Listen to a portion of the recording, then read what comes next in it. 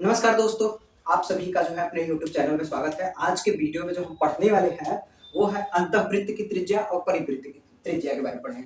इन centre के बारे में पढ़ना है और सरकम सेंटर के बारे में पढ़ना है। पहले जो है अंतःवृत्त क्या होता है, परिवृत्त क्या होता है, पहले उस चीज को समझते हैं। ठीक है ना। अभी देखिए इसमें जो है हमको जो पढ़ना है वो समबाहु त्रिभुज और समकोण त्रिभुज के अंतःवृत्त और परिवृत्त की त्रिज्या के बारे में पढ़ना है। ठीक, अभी जो बताएंगे वो केवल और केवल समबाहु त्रिभुज के बारे में बताएंगे। ठीक है ना। ये दोनों जो है अंतःवृत्त और परिवृत्त है ना। ये समबाहु त्रिभुज का बताने जा रहे हैं। तो ये त्रिभुज जो समझिएगा वो समबाहु त्रिभुज ही है। ठीक, तो ये जो है ए बी सी एक समबाहु त्रिभुज है। यहाँ भी ए बी सी जो है एक समबाहु त्रिभुज है। ठीक, यदि समबाहु त्रिभुज के अंदर वृत्त बना हो, यदि समबाहु त्रिभुज के अंदर वृत्त बना हो तो ये क्या है, अंतःवृत्त है। और यदि जो है समबाहु त्रिभुज के शीर्ष से बाहर बाहर की तरफ वृत्त बना हो तो ये क्या है, परिवृत्त है। ठीक, अंतःवृत्त परिवृत्त तो समझ में आ गया होगा। तो ये मान लेते हैं कि इस वृत्त का सेंटर जो है ये O है।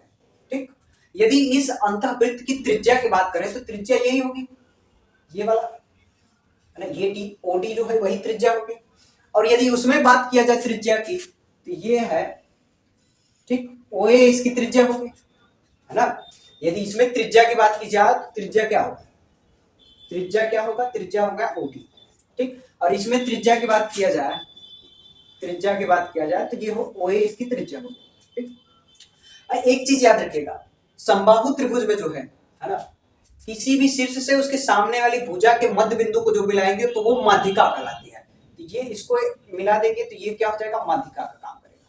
हालांकि समबाहु त्रिभुज में जो है ना, ठीक, इन सेंटर, सरकम सेंटर, आर्थो सेंटर और सेंट्रॉइड, ये चारों चीजें जो है एक ही होता है ना। तो ये सेंटर क्या कहलाएगा, इसको हम इन सेंटर भी बोल सकते हैं, सरकम सेंटर भी बोल सकते हैं, आर्थो सेंटर भी बोल सकते हैं, सेंट्रॉइड भी बोल सकते हैं। ठीक, तो अभी इसको फिलहाल में हम माध्यिका समझेंगे, मीडियन समझेंगे। ठीक, तो ये जो है एडी क्या है, एडी एक माध्यिका भी है ना। एडी क्या है, माध्यिका भी है। ठीक, और हमको पता है कि समबाहु त्रिभुज में माध्यिकाएं जो है दो संबंध एक के अनुपात में क्या होती है, विभाजित होती है। तो माध्यिकाओं का अनुपात जो होता है, माध्यिका का अनुपात, अनुपात जो होता है वो दो संबंध एक के अनुपात में विभाजित होता है।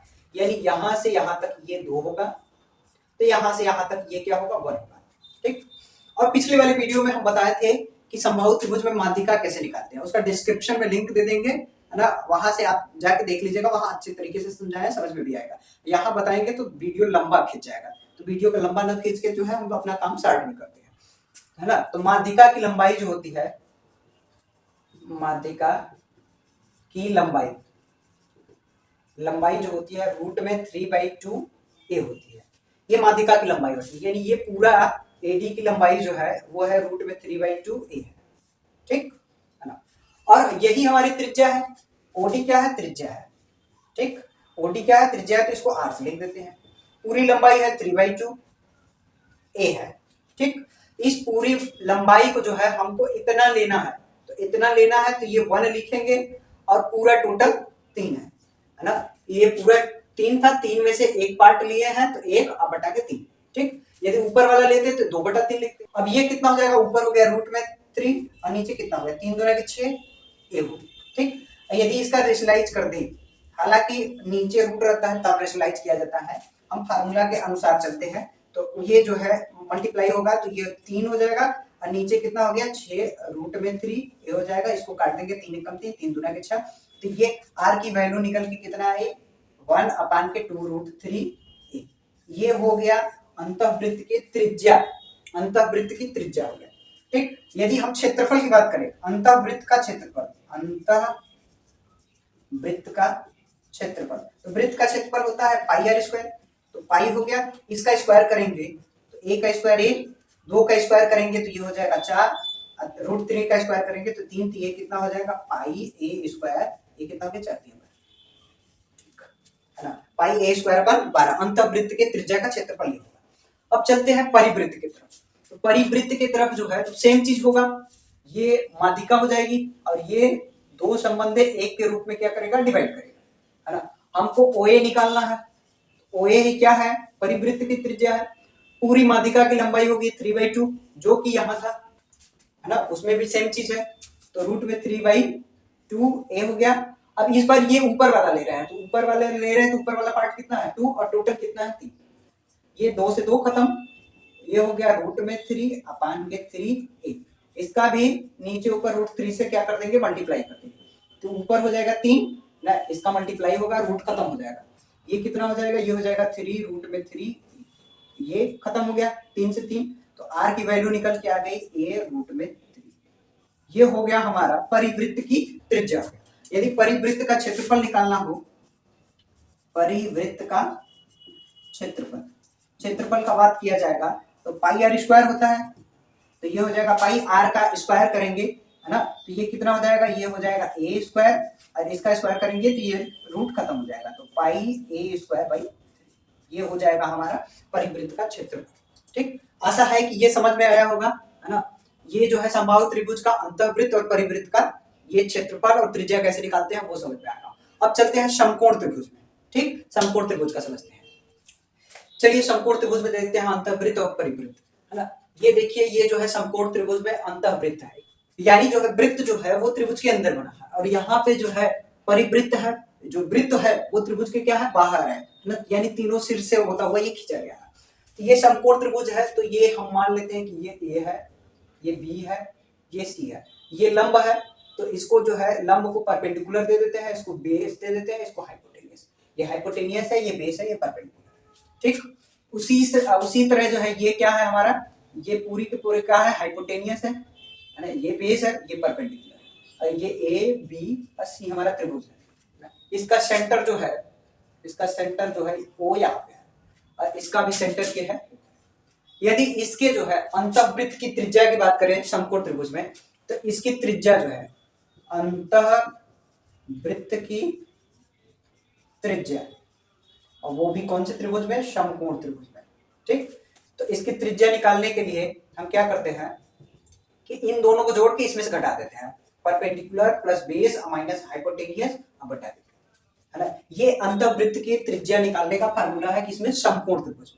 ठीक, और उसकी बात किया जाए तो देखिए यही हमारी क्या है त्रिज्या है यही। ठीक, और ये पूरा का पूरा हाइपोटेनियस क्या बनेगा, इसका व्यास बनेगा।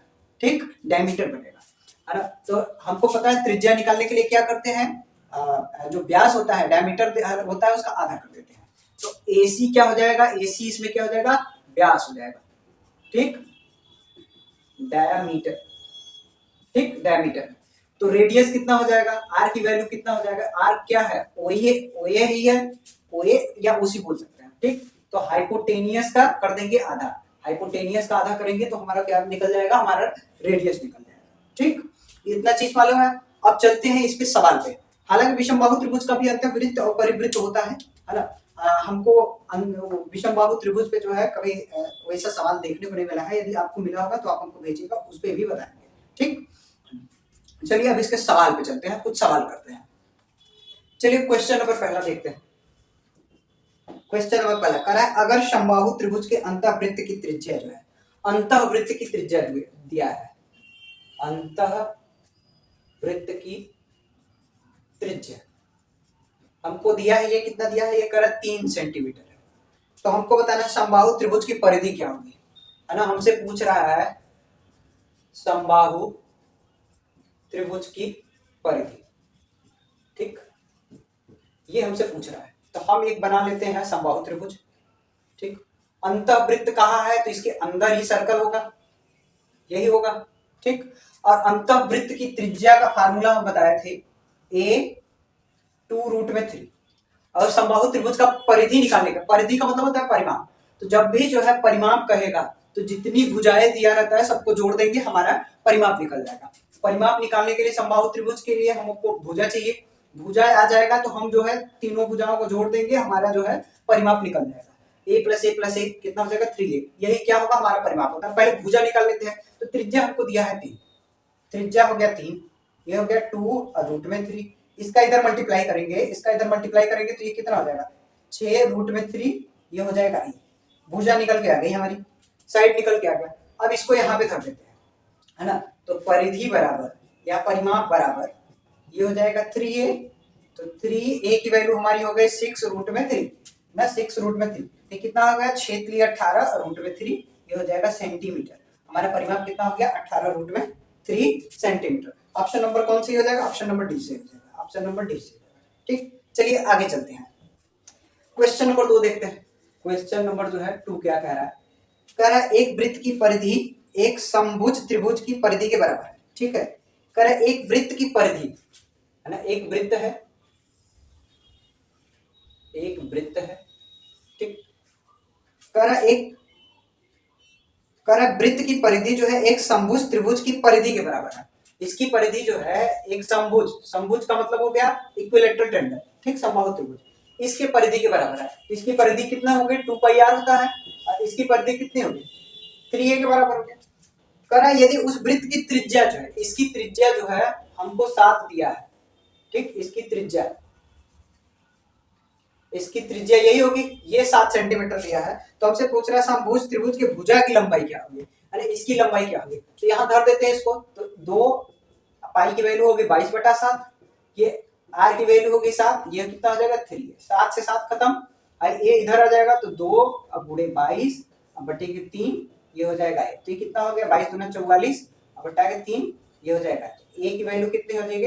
इसको डिवाइड करेंगे, 3 एकम 3, 1 बचा 14 हो गया, 3 चौक 12, 2 बच गया, डेसिमल लग जाएगा, 3 छक 18 यानी 14.6 सेंटीमीटर समथिंग कुछ आएगा।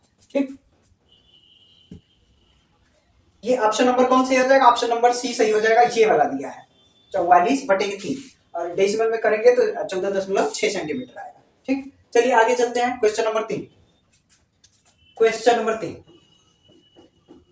ये कह रहा है एक वृत्त की परिधि एक समबाहु त्रिभुज के परिमाप के बराबर है। ठीक, एक वृत्त की परिधि, एक हम वृत्त बना लिए, इसकी परिधि जो है एक समबाहु त्रिभुज के परिमाप के बराबर है। तो इसकी परिधि कितने होगी? 2πr, इसकी परिधि कितना हो गया 3a के बराबर है, ये हमको दे दिया है।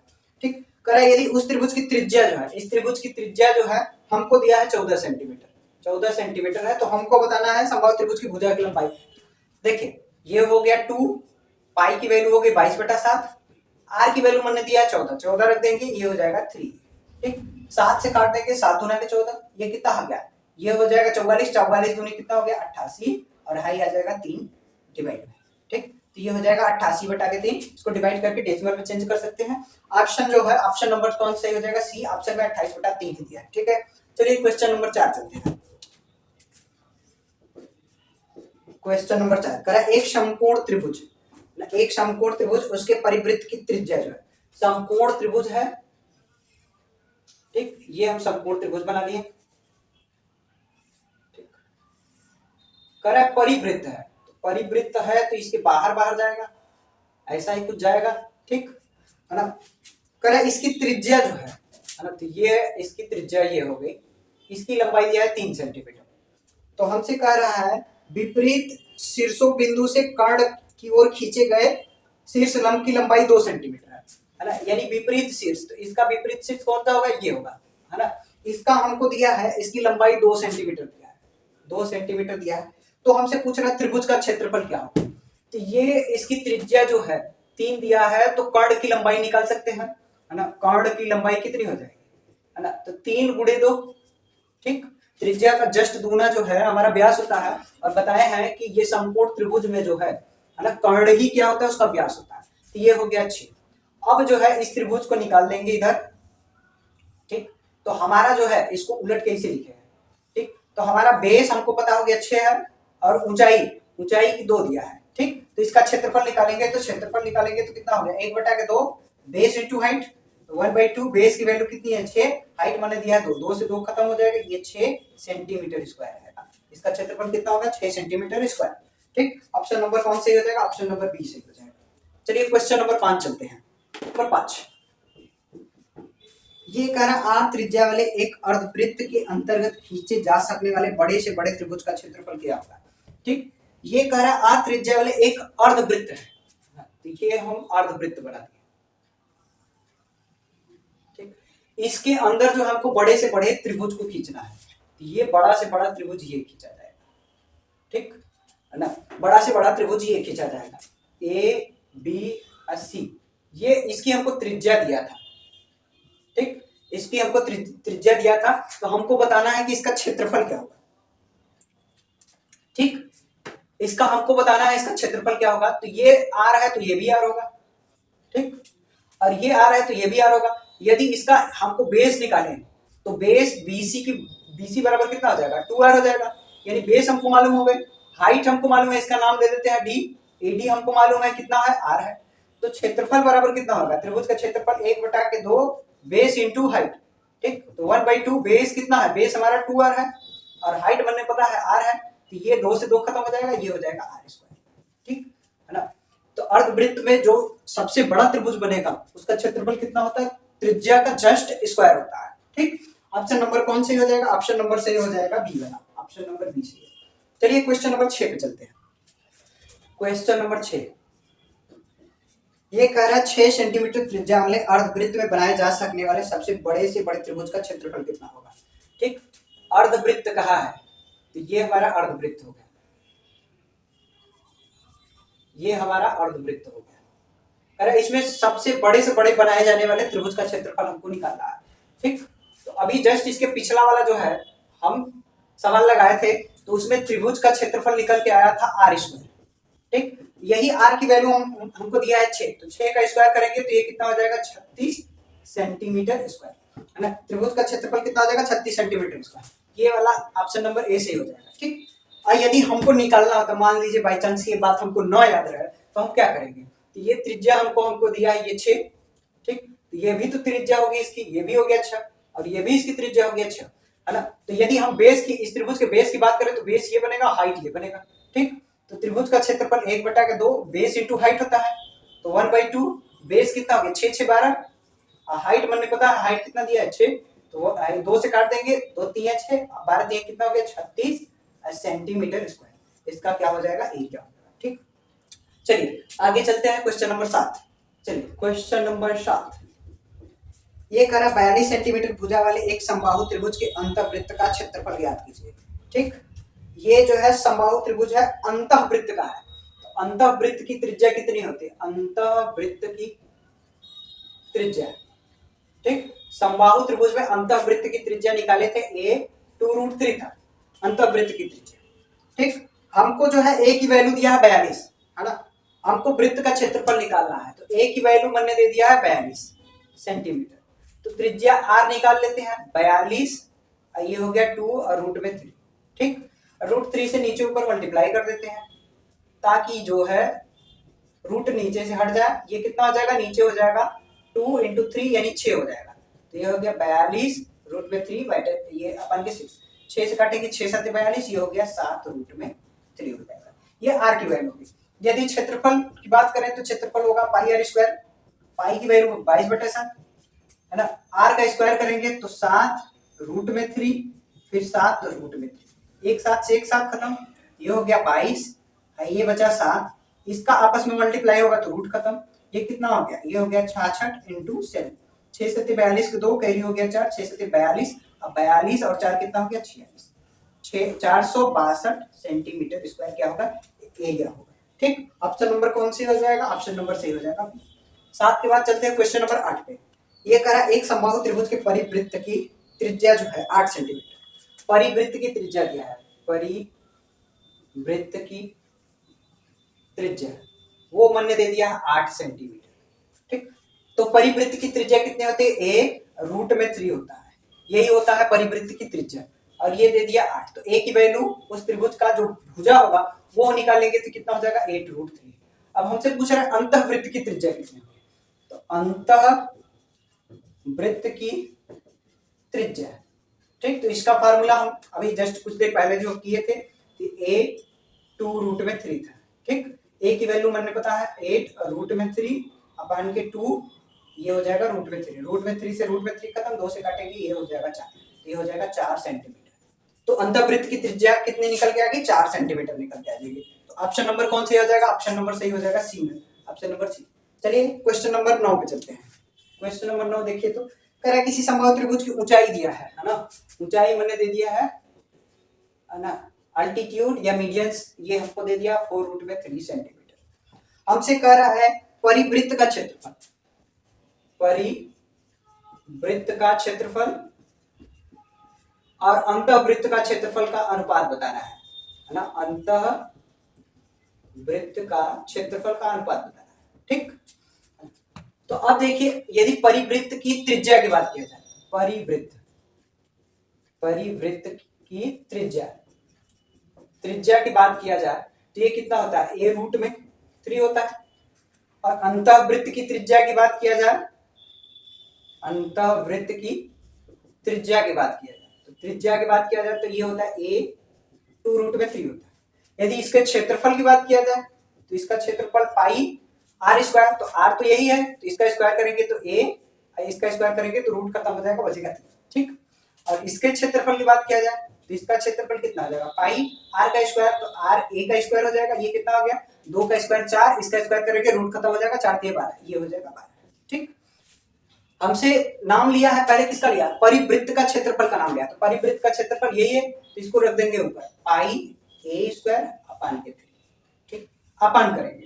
नीचे किसका नाम लिया है, अंतःवृत्त लिया है, अंतःवृत्त का क्षेत्रफल, तो ये अंतःवृत्त का क्षेत्रफल है, तो ये हो जाएगा पाई ए स्क्वायर अपान के 12।